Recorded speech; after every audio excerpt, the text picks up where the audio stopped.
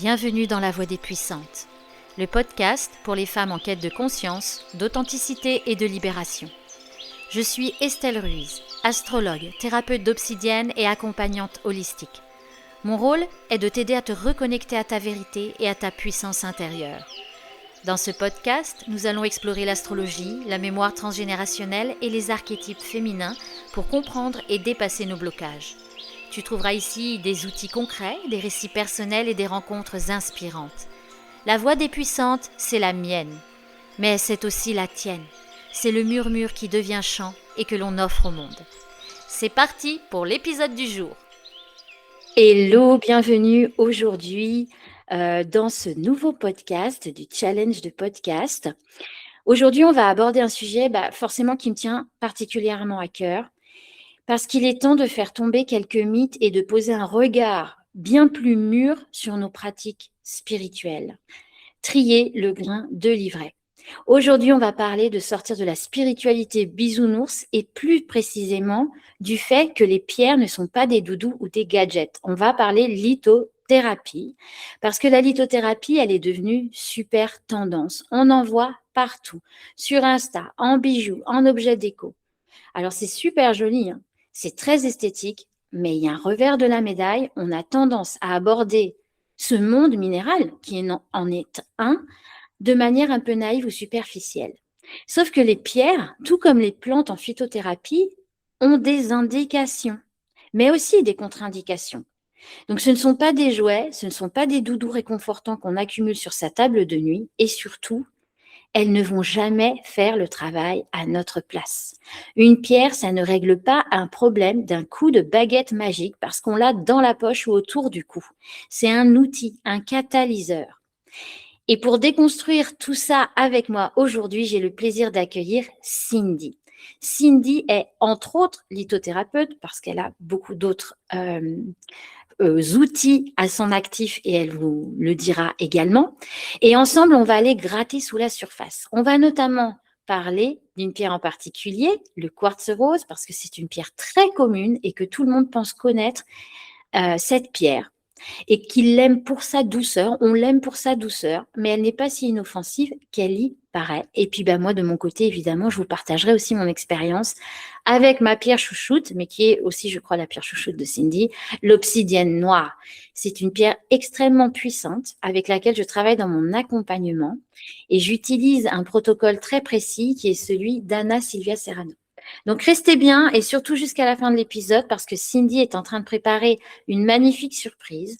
Elle lance son propre oracle via une campagne participative et on vous expliquera comment l'acquérir et contribuer à cette campagne. Coucou Cindy, bienvenue. Je suis vraiment ravie de t'avoir avec moi aujourd'hui pour parler de ce sujet qui nous touche toutes les deux. Voilà, je t'ai proposé cette thématique et tu y as tout de suite adhéré, donc j'en suis très heureuse.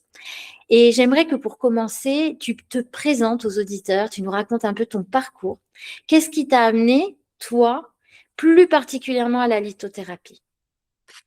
Bonjour Estelle, merci beaucoup. Je suis très heureuse d'être avec toi aujourd'hui. Voilà, bonjour à tous ceux qui nous écoutent aussi. Alors, je suis Cindy, je suis effectivement lithothérapeute, entre autres. Je suis thérapeute en confiance en soi et j'utilise la lithothérapie, l'astrologie aussi. C'est pour ça que on est collègues finalement, toi et moi.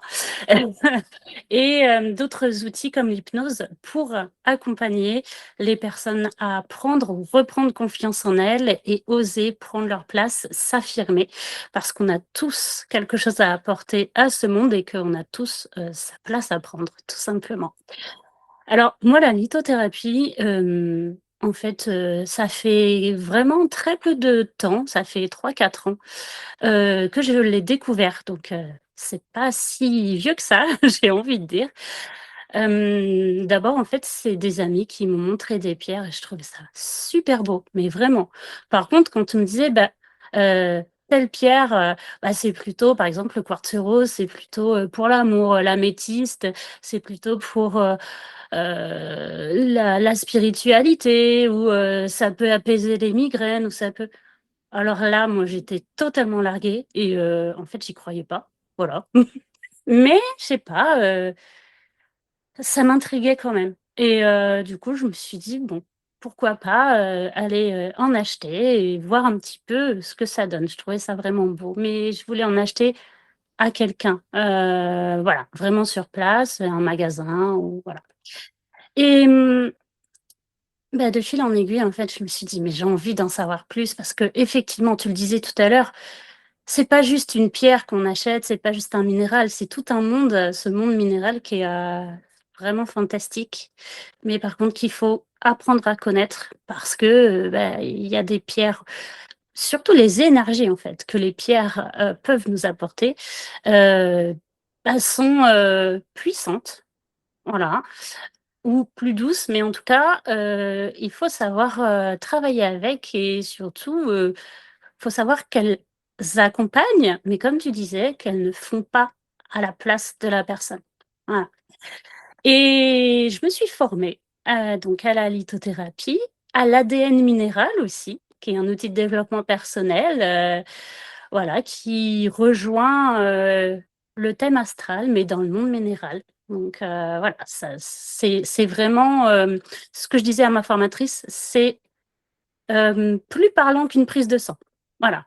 Si vous, vous mentez, votre ADN minéral ou votre thème astral d'ailleurs ne ment pas, c'est pas possible. Voilà. Donc j'en suis arrivée là. Et c'est vrai qu'aujourd'hui, bah, je travaille avec les pierres, mais je travaille moi avec les pierres et j'aide les personnes qui viennent me voir, je leur donne des conseils ou j'interprète avec elles leur ADN minéral, pour, bah, plus de connaissance, de soi finalement. D'accord. Bah oui, c'est passionnant. Bah écoute, voilà, j'aimerais bien aussi que tu nous parles un petit peu plus peut-être de l'ADN minéral. C'est vrai que c'est quelque chose que j'avais vu passer déjà, j'avais vu que tu faisais cette chose-là. Est-ce que tu peux nous en parler un tout petit peu? Oui, bien sûr. Alors en fait, je me suis formée, avec la méthode de Jade Arguillot, donc l'ADN minéral, qui est donc l'outil, de développement personnel qui est, basé sur la numérologie, sur, la date de naissance, les prénoms et noms de naissance, d'une personne. Donc ça nous est propre en fait. Chacun a un ADN minéral différent et en fait, on va pouvoir aller creuser ensemble, nos forces, les faiblesses, les challenges surtout, parce que les faiblesses, oui, on en a tous, mais au final, ça peut devenir des forces ou en tout cas des atouts. Voilà.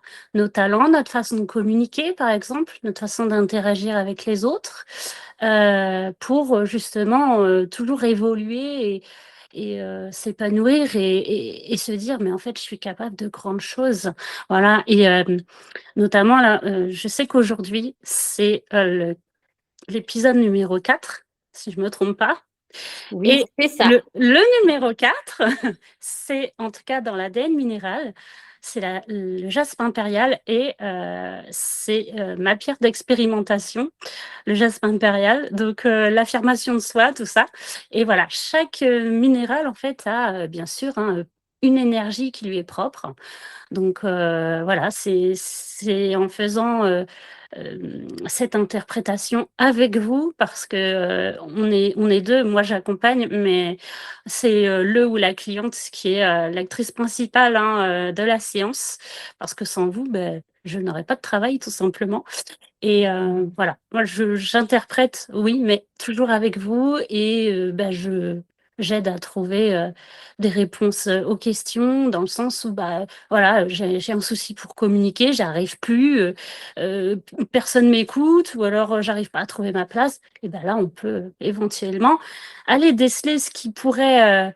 être un frein et bah, pourquoi pas le débloquer si, la personne en a envie. Voilà. Ah, c'est super intéressant. Bah, je vous invite à retrouver Cindy. De toute façon, je mettrai dans la légende, évidemment, son site internet pour que vous puissiez prendre contact avec elle si vous voulez faire votre ADN minéral. Mmh. Ça a l'air très intéressant. Et pour en revenir un petit peu à ce qu'on parlait, bah, cet engouement des pierres, donc c'est super, on voit qu'il y a des nouvelles méthodes qui se mettent en place parce que ça, c'est une nouvelle méthode, une conjonction de plusieurs outils qui nous amènent à plus de compréhension de soi. Et mais moi, j'aimerais quand même qu'on parle un petit peu de ton regard sur cet engouement autour des pierres, parce qu'on ne va pas se mentir, la lithothérapie, c'est super à la mode. Donc, c'est magnifique hein, de voir quand même les pierres revenir dans le quotidien des gens, mais j'ai l'impression que ça tombe dans un espèce d'extrême. On achète des pierres pour tout et n'importe quoi, comme un bibelot, comme un doudou. On finit de toute façon en général par les laisser dans un coin. On attend aussi que la pierre fasse pour nous, qu'elle nous apporte la paix, l'amour, en claquant des doigts, sans qu'on ait besoin de rien faire. Et un autre truc, c'est que je vois qu'il y a des gens, ils associent des pierres qui sont totalement incohérentes les unes avec les autres, c'est-à-dire qu'ont des énergies totalement incohérentes. Elles ont des contre-indications, elles ne se marient pas entre elles dans ce qu'elles proposent énergétiquement, mais c'est comme un peu la phytothérapie, quoi. On va pas, il y a des dosages, il y a des plantes qui sont particulières, et il y a des plantes qu'on ne mélange surtout pas entre elles. Alors évidemment, les pierres, ça semble moins, je sais pas, tu as l'impression que l'effet, il va être moins qu'une plante. C'est-à-dire qu'une plante, peut-être, l'effet va être plus direct. Mais quoique, parfois, des pierres, on a quand même aussi des attraits où il y a certaines pierres qui nous repoussent ou qui a des choses un petit peu comme ça. Donc, j'aimerais bien avoir ton analyse là-dessus, pardon. Oh. Et j'aimerais aussi que tu me dises si tes clients, ils tombent dans des grands pièges, quels sont ce que tu vois le plus quand tes clients, ils viennent vers toi. Bah, déjà, effectivement, franchement, voilà, ce que tu viens de dire me faisait réagir, mais c'est vrai que c'est très bien que la lithothérapie soit remis au goût du jour plutôt, puisque bah, voilà, il y a eu vraiment plusieurs siècles hein, où la lithothérapie, les vertus des pierres étaient complètement délaissées. C'était presque même un crime, un petit peu, bah, au temps de la sorcellerie notamment. Enfin, de l'époque, voilà, La chasse aux sorcières. voilà, c'est ça, la chasse aux sorcières. Euh, alors, voilà, mais alors que dès l'Antiquité, enfin, surtout l'époque égyptienne et tout, la lithothérapie, enfin, finalement, les minéraux, et surtout des minéraux précieux, voilà, étaient utilisés rien que pour se maquiller. Oui. Et c'est vrai que moi, quand j'ai vu ça, je trouvais ça tellement waouh. Enfin, voilà. Donc maintenant, aujourd'hui, bah, c'est vrai que oui, je partage ton avis où j'entends de plus en plus, on entend de tout et rien malheureusement, mais de plus en plus, ah bah, je suis stressée là aujourd'hui. T'as pas une pierre pour bah, alors. Moi, ce que je préconise aux personnes, c'est déjà oui, il y a d'accord des pierres qui vont favoriser plus le calme, l'apaisement et autres. Mais être stressé parce que on est en plein deuil ou être stressé parce que on a une surcharge de travail, ça va pas du tout être la même pierre qui va pouvoir vous aider à canaliser ce stress, à le diminuer et surtout, ça se fait pas en 3 jours. Là, euh, et en plus, c'est une impatiente qui vous le dit. J'adore les choses qui vont vite. Mais ben, justement, avec la lithothérapie, j'ai appris aussi qu'il faut du temps pour que l'énergie de la pierre se diffuse en fait en nous. Hum, donc voilà, c'est vrai que cet engouement-là de la lithothérapie, ça pose aussi la question, hein, je trouve, de la provenance des pierres, de comment elles sont extraites, parce qu'il y a ça aussi, souvent, bon, on parle souvent de Madagascar, par exemple, Ouais. de Chine pour le jade, et effectivement, il y a aussi cet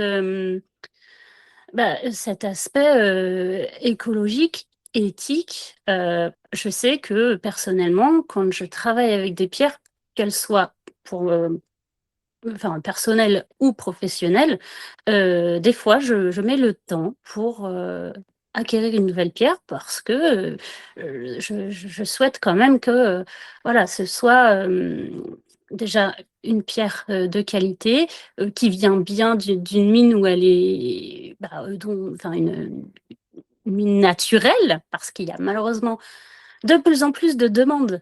Donc, la lithothérapie, comme beaucoup de choses, devient un commerce, et d'accord, mais il y a des exagérations malheureusement. Et il y a aussi et là où il faut faire très attention, et où même un lithothérapeute confirmé peut se tromper, il y a aussi des pierres de synthèse, donc des pierres qui sont fabriquées dans des laboratoires et qui nous sont vendues comme originaires de telle ou telle mine dans telle région du monde. Oui, il y a ça où il y a des Mhm. contrefaçons de pierre.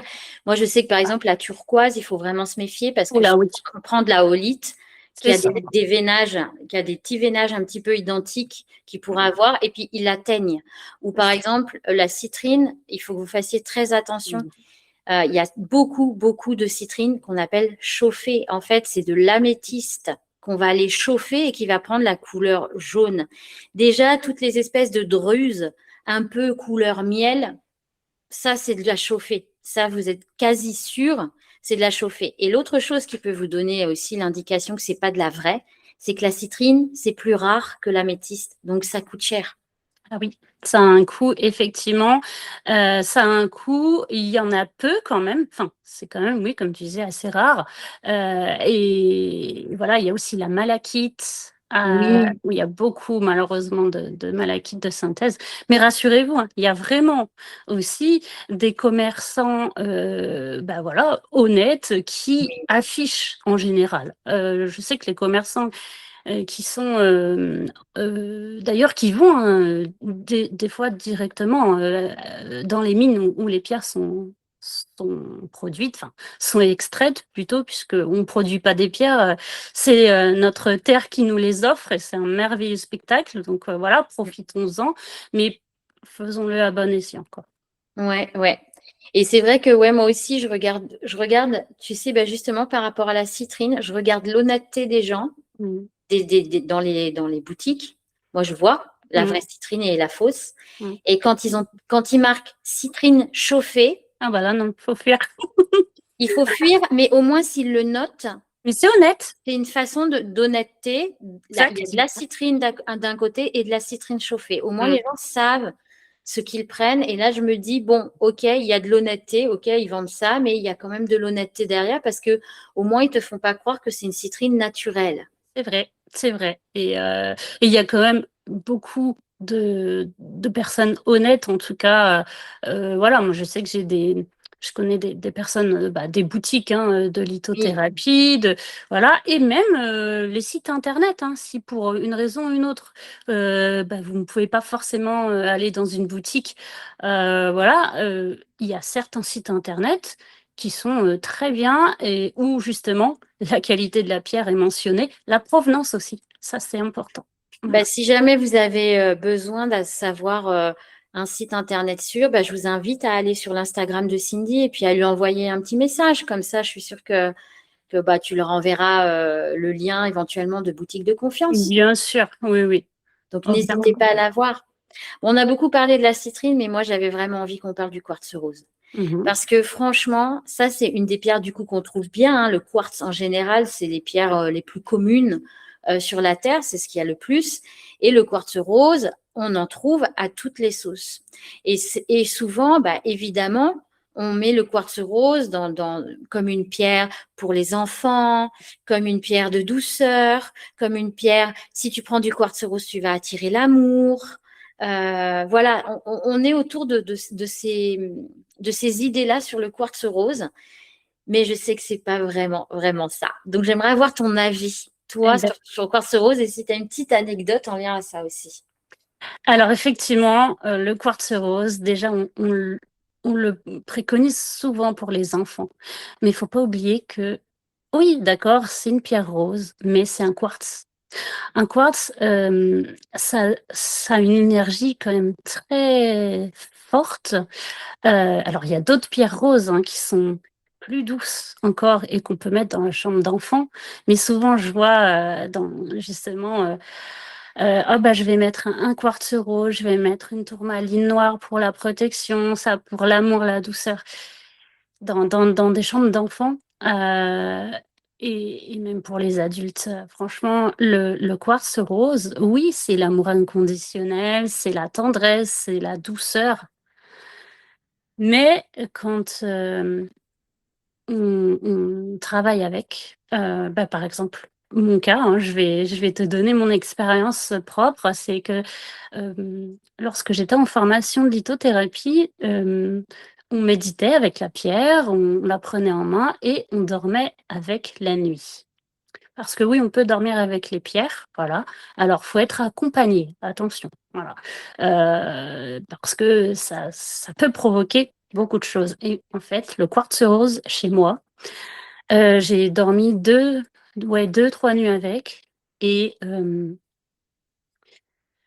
la journée, en fait, je l'avais pas du tout avec moi puisque je la purifiais, mais j'ai eu, une énorme poussée de psoriasis sur tout le visage. Et le troisième jour, c'était à m'en brûler le visage. J'avais envie de m'arracher la peau, quoi, vraiment. Et le quartz rose, c'est l'amour inconditionnel, mais en fait, le rose, en tout cas, en lithothérapie est relié au chakra, donc le rose relié au chakra du cœur, c'est plutôt l'amour qu'on se porte à soi. Voilà. Et la couleur verte, pour le chakra du cœur, c'est plutôt l'ouverture aux autres et l'amour qu'on peut porter aux autres. Donc là, le rose, en fait, c'est l'amour de soi et c'est prendre du temps pour soi. Sauf que moi, en fait, j'étais plus là pour les autres que pour moi. Et, et comme je prends conscience des choses un petit peu tard, là, il a fallu cet événement plus qu'inconfortable. En plus, le visage, hein, ça touche quand même une partie du corps visible. On ne peut pas se cacher. Voilà, on peut se cacher un bras, une jambe, mais le visage, non.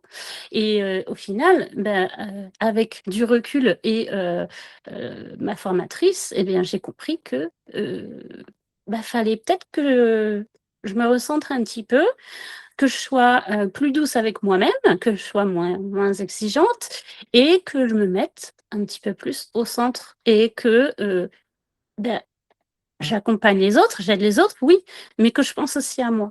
Et voilà, ça m'a déclenché ça à moi. Je sais que j'ai déjà entendu aussi une histoire où c'était une femme qui voulait justement ramener un peu d'amour et de tendresse dans son couple. Et elle a utilisé le quartz rose en méditation avec son compagnon. Donc voilà, ils étaient tous les deux assis en tailleur, enfin tranquillement, mais voilà, plutôt en état méditatif avec le quartz rose au milieu. Et il faisait ça vraiment plusieurs fois dans la semaine. Et ça a créé mais des disputes et des disputes parce qu'au final, eh ben, l'énergie du quartz rose a fait remonter et ressortir, les problèmes originels qu'il y avait dans le couple et ça a créé des tensions. Donc, bien sûr que le quartz rose, c'est très bien. Ça peut apporter la douceur, bien sûr, ça peut rapporter de l'amour, mais déjà, vous n'allez pas trouver l'amour au coin de la rue grâce au quartz rose. J'en suis désolée, mais C'est voilà. clair. Voilà, hein. Sinon, ce serait super facile. Et surtout, ça peut créer, quand on n'a vraiment pas conscience des choses, ça peut créer vraiment Tout l'inverse. des réactions, mais inverses et des réactions aussi assez violentes. Voilà.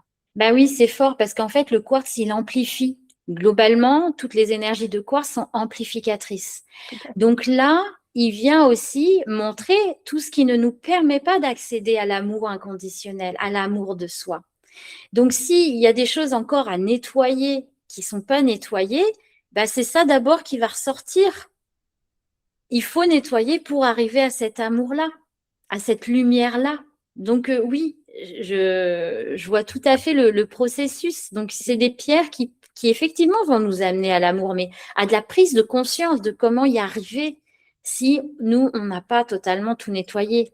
Et c'est un petit peu comme l'obsidienne noire. L'obsidienne noire, c'est vraiment une pierre extrêmement puissante. On parle beaucoup d'elle pour la protection, mais en fait, c'est pas que la protection et il faut faire attention parce que pour le coup, c'est surtout une pierre de vérité.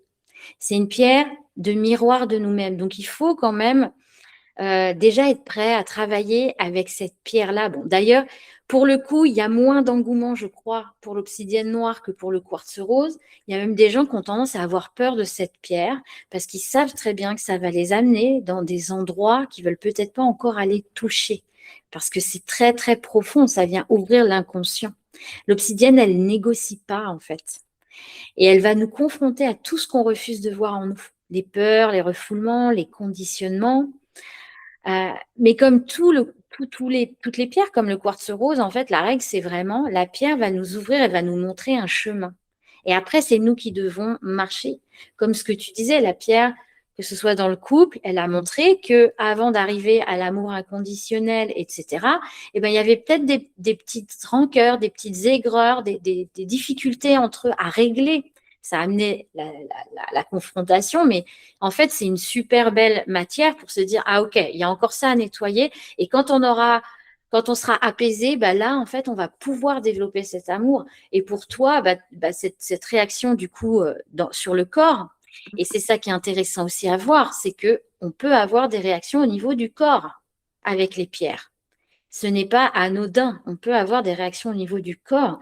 Et ça t'a permis cette prise de conscience de oh là là, ma petite Cindy, il va falloir que tu prennes soin de toi, quoi. Tu vois, en gros, c'est un peu ça que tu as vécu. Ah complètement parce que clairement j'ai été, arrêtée quoi pendant 3-4 jours. Après, j'ai dû m'arrêter, me stopper. Je t'avoue complètement que j'avais plus envie de sortir parce que, voilà, bon, honnêtement, c'est pas très très beau. Il y a aussi j'avais aussi cette injonction un peu de l'image, voilà. Bien sûr, je Et comprends. puis je me sentais vraiment mal, voilà. Ouais. J'ai appelé, une amie énergéticienne, un peu en urgence. Elle m'a aidée, voilà, mais et ça a très bien fonctionné d'ailleurs. Mais il n'y a pas eu que ça, parce qu'effectivement, se faire aider, c'est très, très bien. Mais se faire aider, quand on se fait aider, on a des conseils, on les reçoit, mais ce qui est parfois très compliqué, c'est de les appliquer. Et là, en fait, je me suis dit: «Bah, de toute façon, là, tu plus le choix. Donc OK, tu te poses». Ça a été très compliqué, moralement, parce que je me suis dit j'avais l'impression de rien faire. Mais en Mm. fait, je pense que oui, clairement, mon corps avait besoin déjà de repos, moi aussi, mentalement, physiquement, émotionnellement et donc voilà. Bah oui, bien sûr. Mmh. Non, mais c'est hyper intéressant du coup, là, tu vois, ce que tu nous as partagé. Je sais aussi que tu as commencé un petit peu aussi à travailler de cette façon-là avec l'obsidienne noire. Tu m'avais dit que tu avais Alors fait des expériences et… oui, j'ai vécu des expériences. Alors, par contre, je n'ai pas dormi avec une obsidienne noire, j'ai dormi avec une obsidienne œil céleste. Voilà. Mm. Donc, je sais que ça n'est, enfin, je sais, Pas je exactement sais pareil. aussi, mais ça n'est pas exactement la même Ouais. énergie. Mais voilà, pour ceux qui nous écoutent, c'est pas exactement la même énergie. Mais j'ai dormi euh, une semaine avec, encore une fois. Effectivement, la première nuit, il y a eu vraiment des chamboulements dans mon corps. Voilà, je me suis réveillée, bon, j'étais bien, hein, en fait. J'avais, comme une angoisse et une envie de pleurer alors que, mon cœur, il battait normalement, voire, un peu moins vite, tu sais, quand on est au repos, quoi, tout Ouais. simplement. Mm. Et puis bon, voilà, je sais pas, ça a duré 30 secondes, j'ai pleuré, j'ai bu un coup, je me suis recouchée avec la pierre et puis c'était fini. Voilà. Donc en fait, oui, c'était une expérience assez, déroutante, et c'est pour ça que, peu importe la pierre avec laquelle vous travaillez, je vous conseille vivement d'être accompagné. Mais alors, si vous travaillez, oui, avec l'obsidienne, même avec un quartz tel qu'il est, voilà, ou une autre pierre que vous ne connaissez pas ou peu, je vous conseille d'être accompagné et du coup, c'est aussi pour ça, que je suis, venue, vers Estelle, c'est parce que, elle propose, cet accompagnement des puissantes, avec notamment la thérapie d'obsidienne, l'astrologie et plein d'autres choses que j'ai hâte de découvrir. Ça commence qu'en octobre, mais moi j'ai déjà hâte. Voilà. Et parce que je sais que là, c'est vraiment un travail avec l'obsidienne noire, qui est une pierre que j'affectionne beaucoup, et d'ailleurs que certains, des, magasins de minéraux ne vendent pas parce que justement, elle pourrait être entre guillemets, utilisée, pas forcément, très, enfin en «sécurité» entre guillemets, en sécurité émotionnelle, voilà. Ouais, c'est vrai que ça fait remonter beaucoup de choses, hein. Faut Mmh être mh. clair que l'obsidienne noire, elle travaille avec cette pierre en particulier. C'est pas un travail pour tout le monde ou voilà, où il y a des périodes, c'est pas encore pour nous et c'est OK parce qu'il faut quand même, voilà, émotionnellement, ça vient bien brasser, mais il y a des libérations qui sont géniales. Voilà, moi, c'est une pierre que j'adore. Alors, si on rajoute un petit peu d'astro, j'ai quand même une lune en scorpion. Donc, moi, le Ah! travail des profondeurs, et en plus, c'est en maison 4. Donc, lune scorpion, maison 4. Donc, on est vraiment au travail des racines. Et c'est pour ça que tout ce que je fais, j'ai vraiment besoin d'aller loin, d'aller dans la profondeur. Alors heureusement, moi, ça n'a pas été genre le côté un petit peu obscur du scorpion qui adore se flageller et se faire mal. Moi, je suis pas du tout dans cette optique-là. Bon, je suis lion à Et tu côté. lion, voilà, j'allais dire. Je pense que ça vient un petit peu, tu vois, Ça contrecarrer mmh. ça, mais du coup, c'est vraiment organisé dans ça, et ça m'étonne pas du tout que moi j'ai été attirée énormément par les pierres, hein, dès l'enfance, hein. Moi, je collectionnais quand j'étais petite. Je sais pas s'il y en a qui écoutent et qui ont connu ça faisait des petits carrés, des petits cubes en carton, et il y avait une pierre à chaque fois avec le nom. Et Mmh. j'avais toute une collection comme ça depuis petite. Et c'est vrai que là, l'obsidienne noire, j'ai mis le pied dedans, et après, il y a quelque chose qui se passe vraiment de connexion très très forte avec cette pierre. Donc, bon, bah, écoute, je suis ravie en tout cas, Cindy, de t'accueillir dans Les Puissantes. Je sais qu'on va faire un travail superbe parce que tu as vraiment une très, très belle ouverture et une très, très belle connexion, que ce soit avec toi ou avec les ambiances. Donc, je suis sûre qu'on va faire un magnifique travail avec les autres femmes aussi qui ont déjà rejoint. Effectivement, j'avais fait un premier appel Early Bird, et puis là, voilà, j'en parlerai un petit peu plus tard aussi. Je vais lancer un challenge, comme ça vous pourrez venir découvrir, si vous le souhaitez, un peu le travail que je propose. Mmh. Pour finir l'épisode, j'avais envie vraiment qu'on parle de ton oracle, parce que Cindy a justement mis en place un magnifique projet. Elle a créé son propre oracle. Donc j'aurais aimé que tu nous en parles, que tu nous dises un petit peu qu'est-ce que c'est, et qu'est-ce que tu as mis dedans, peut-être pourquoi, comment ça va nous aider au quotidien, ou l'esprit du jeu, en fait, l'esprit de ton jeu d'oracle. Et ben, alors déjà, cet oracle, il s'appelle énergie minérale, donc on reste, dans le thème, on va Ouais. dire. Alors c'est un oracle, que j'ai créé parce que, je suis passionnée par la lithothérapie. Je crois que vous l'avez compris. Aussi beaucoup par l'astrologie. Et en fait, je l'ai créé parce que je me suis dit que moi, pendant, enfin, en tout cas, au tout début de mon parcours de développement personnel, puisque on poursuit ce parcours tout au long de notre vie, hein, ça, voilà, j'en suis convaincue. Bah, je savais pas trop où aller et puis, finalement, si j'ai créé cet oracle, c'est parce que j'aurais aimé l'avoir moi, entre les mains pour, des fois me guider quand j'étais un peu perdue. Donc en fait, c'est un oracle qui est composé de 44 cartes et sur chaque carte, vous aurez, une, illustration d'un minéral, hem et sur le livret, bien sûr, puisqu'il y a un livret explicatif, vous aurez donc un message général en fonction de l'énergie de la pierre, un message sentimental, un message professionnel, des associations astrologiques. Donc il y aura les 6 signes principaux qui correspondent à l'énergie de la pierre, voilà.